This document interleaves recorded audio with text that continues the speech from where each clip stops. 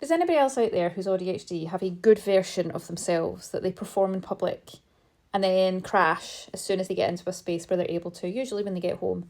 Hi, if you've not met me before, I'm Jenny. I'm AuDHD. And for years, I honestly thought that that version that was presenting to people out there was the real me.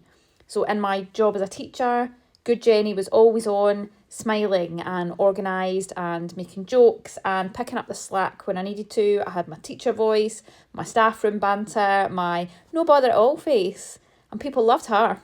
They told me how capable I was, how patient I was, how altogether I was. When I had lesson observations, people would come and say, "You're a hidden gem here."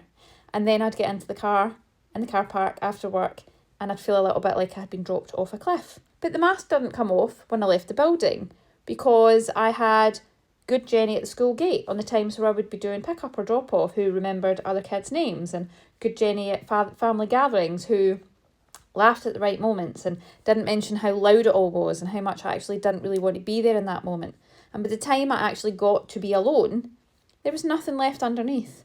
Just this hollow sort of buzzing exhaustion and a vague sense that I had misplaced myself somewhere between a staff meeting and the Asda car park. What I didn't know was that I had an AuDHD brain that had built the good version that was for survival. She knew the scripts and she'd learned how to answer and be whatever each room needed, and that cost me an absolute fortune in energy. So if you know exactly what I mean, if when you walk into your house or your safe space, you immediately drop the bag in the smile and actually the whole performance, it doesn't mean that there's anything wrong with you or that you are a fake person.